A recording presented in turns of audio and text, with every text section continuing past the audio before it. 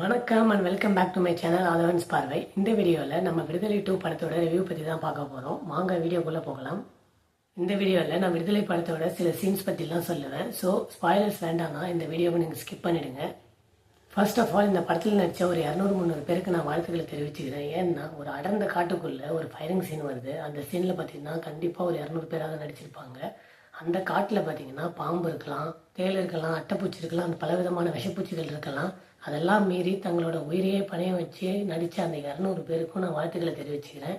அந்த அடர்ந்த மலைக்காட்டில் நம்ம தனியாக ஏறினாலே ரொம்ப கஷ்டமாக இருக்கும். ஆனால் ஒரு கேமராமேன் அந்த கேமராவெல்லாம் தூக்கிட்டு இந்த படம் மொத்தமும் படமாக்கிறார் பார்த்தீங்களா, அவருக்கு அடுத்த வாழ்த்துக்கள் யாருக்குன்னு பார்த்தீங்கன்னா நம்ம விஜய் சேதுபதி சாருக்கு தான். ஏன்னா ஒரு கேரக்டராக நடிக்கலாம், ஆனால் இவர் பெருமாள் வாத்தியார் கேரக்டராகவே வாழ்ந்திருக்காரு.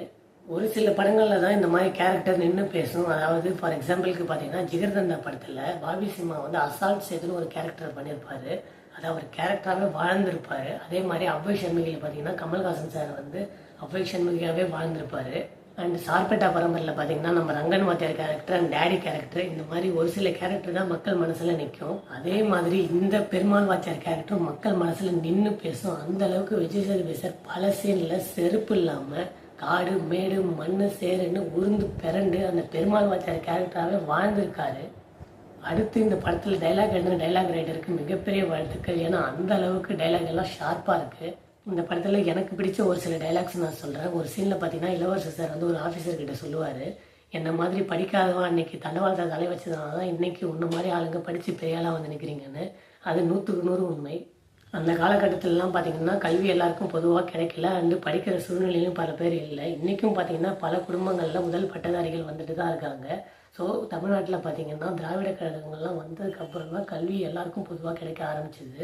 விஜய் சேதுபதி வந்து இந்த படத்தில் பார்த்தீங்கன்னா ஒரு சோஷியலிஸ்டாக இருப்பார். அண்ட் இந்த படத்தில் அவர் தமிழக சோஷியலிஸ்ட் கட்சின்னு ஒன்று ஆரம்பித்து தொழிலாளர்களுக்கு குறைஞ்சபட்ச ஊதிய ஆதாரம் வந்து பெற்றுத்தரத்துக்காக போராடுவார். ஸோ மஞ்சுவார் விஜய் சேதுபதி கிட்ட ஒரு சீனில் சொல்லுவாங்க, இன்றைக்கி 8 மணி நேரம் வேலை, ஞாயிற்றுக்கிழமை லீவு, தீபாவளி பொங்கல் போனஸ்லாம் யார் போராட்டம் பண்ணி வந்ததோ அவரையே இந்த மக்கள் வந்து மறந்துட்டாங்களே அப்படின்னு ஒரு சீனில் சொல்லுவாங்க. அதுவும் 100க்கு 100 உண்மை. அண்டு டானாக்காரன் படத்தை இயக்க தமிழ் இந்த படத்தில் ஒரு முக்கிய ரோலில் நடிச்சிருக்காரு. அவர் ஒரு ஆப்ரேஷனை சக்ஸஸ்ஃபுல்லாக முடித்ததும் அந்த ஆப்ரேஷனில் இருந்தவங்க கிட்ட ஒரு வார்த்தை சொல்லுவார், இந்த ஆப்ரேஷனில் இருந்த எல்லாருக்கும் ப்ரொமோஷன் கிடைக்க போகுது, ஏன் தமிழக அரசு நம்ம எல்லாருக்கும் வீடு கட்டி கொடுத்தாலும் ஆச்சரியப்படுத்திருக்குல்லன்னு சொல்லுவார். இந்த டைலாகை ஏன் இங்கே வச்சுருக்காங்கன்னா, வீரப்பனை சுட்டு கொண்டதுக்காக தமிழக அரசு அந்த ஆப்ரேஷனில் ஈடுபட்ட எல்லா ஆஃபீஸர்ஸ்க்கும் ப்ரொமோஷனும் வீடும் கட்டி கொடுத்தாங்க. அதை பேஸ் பண்ணி தான் இந்த டைலாக் இங்கே வச்சுருக்காங்க.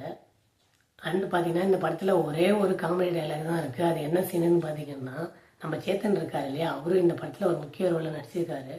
அவர் ஒரு கட்டத்தில் பார்த்தீங்கன்னா மலை உச்சியில் ஸ்லிப்பாகி விழுந்துருவார். அவரை காப்பாற்றுறதுக்காக விஜய் சேதுபதி அவர் கையில் இருக்க சங்கிலியை போட்டு அது வழியாக ஏறி வர சொல்லுவார்.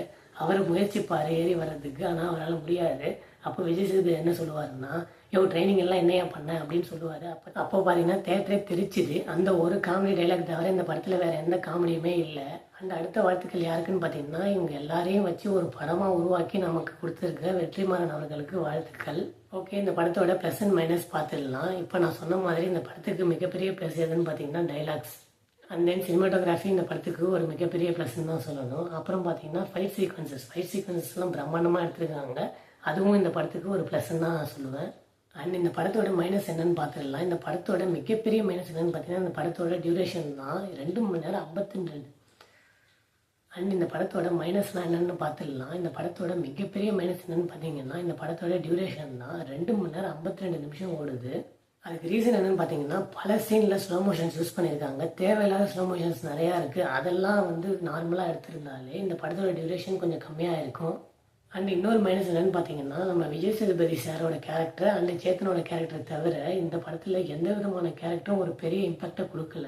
அனுராக் கஷ்யப்லாம் எவ்வளோ பெரிய ஆக்டர், அவர் 2 சீன் வராரு, அவரெல்லாம் இந்த கேரக்டரில் யூஸ் பண்ணணுமான்றது தான் பெரிய கேள்வியே.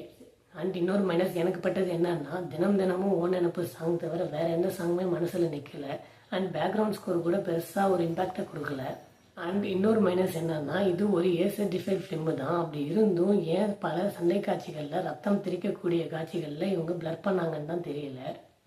இந்த படத்தோட இன்னொரு மைனஸ் என்னன்னு பார்த்தீங்கன்னா இந்த படத்தோட லிப்சிங்க் பல சீனில் லிப்சிங்கே ஆகலை. அது ஏன்னு தெரியல. ஒரு வேளை டப்பிங் இல்லை, டைலாக்ஸ் எல்லாம் கான்ட்ரவர்ஷியலாக இருக்குன்னு சொல்லி மாற்றினாங்களா, இல்லை டப்பிங்கே சரியாக பண்ணலையான்னு தெரியல. ஸோ இதெல்லாம் தான் இந்த படத்தோட ப்ளஸ் அண்ட் மைனஸ். ஃபர்ஸ்ட் பார்ட்டில் பார்த்தீங்கன்னா முழுக்க முழுக்க நம்ம சூரிய அண்ணா இருப்பார். இந்த படத்தில் பார்த்தீங்கன்னா முழுக்க முழுக்க நம்ம விஜய் சேதுபதி அண்ணா இருக்கார். ஸோ எல்லாரும் தாராளமாக இந்த படத்தை ஒரு வாட்டி பார்க்கலாம். அண்ட் இது ஒரு ஏ சர்டிஃபைட் படம். ஸோ இது குழந்தைகளுக்கான படம் கிடையாது. அவ்வளோதான் இந்த வீடியோ. இந்த வீடியோ உங்களுக்கு பிடிச்சிருந்தா உங்கள் ஃப்ரெண்ட்ஸ் அண்ட் ஃபேமிலிக்கு ஷேர் பண்ணுங்கள். அண்ட் மறக்காமல் நம்ம சேனலுக்கு சப்ஸ்கிரைப் பண்ணுங்கள். தேங்க்யூ.